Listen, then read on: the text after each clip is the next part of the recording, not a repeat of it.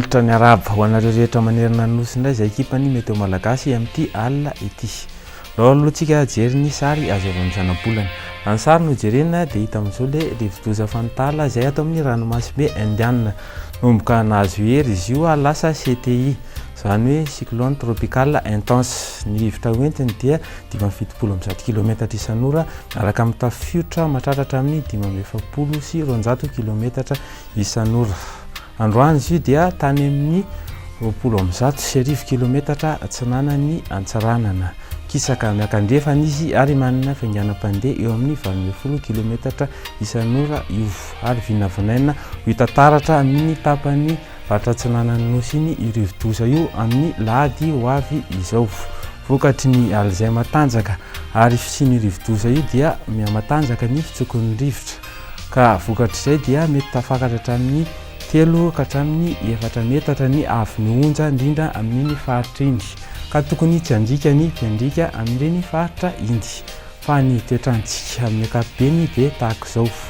Ny rapito izany dia misy orana tsy tapitapy amin'iny faritry Sava Nalanjorofo ary Atsinanana iny.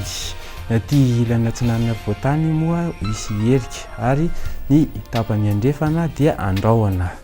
Ny maripanina voavinavina indray dia tsy nahitana fiovana firy izany fa dia manodidina ny 12 ka hatramin'ny 17 degré Celsius izany ny aty ampovoantany aty.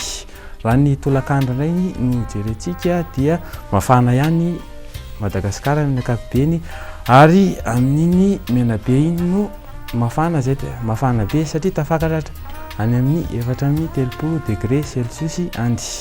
Ny toetrandro amin'ireto tanan-dehibe reto indray dia tahaka izao izany. Ny any Milan dia maina ny andro, nisan'izany koa i Johannesburg, Nairobi sy Bangkok, fa ny any Paris no hisy orana. Ny toetrandro amin'ny nosy ravavy indray dia hisy orana tandrifin-drahona rakotroka any Pôly. Maina kosa ny andro any Seychelles sy Comores ary lorana tandrifin-drahona any Seychelles. Zay tompony afaka tolotra ary dia manasa anao hanaraka hatrany TVM sy hanaraka mety fivoaran'ny rivo-doza fatala io veloma tompoko.